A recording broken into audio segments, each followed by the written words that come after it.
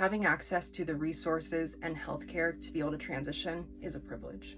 Since I've started making this series of trans topics, I've heard from a lot of you telling me about your obstacles in your transitions, lack of a supportive family, lack of financial resources, not being able to afford taking 6 weeks off from work to recover from a surgery, even being denied surgery for having a history of self-harm.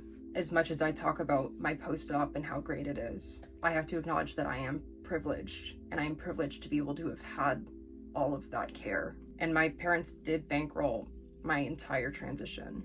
Like, I was on their healthcare until I started college, but then they paid for me to go to a great college in a progressive state, which had trans-affirming healthcare.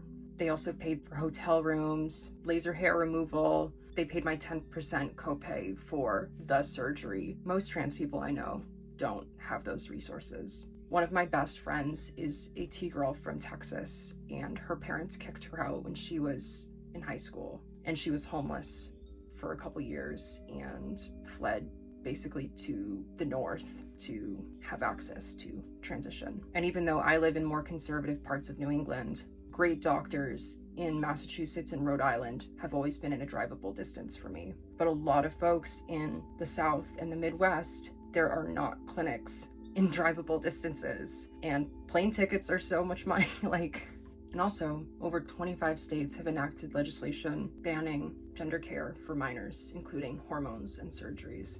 And even in the states that haven't legally banned anything, trans people are still refused care, treated badly, which just creates more distrust and fear about the medical system, which we need to transition. So I want to say thank you for your question, and I hope that I've addressed this appropriately, and I'm going to leave some resources here on the screen so you can see what resources are available in your state, and love you.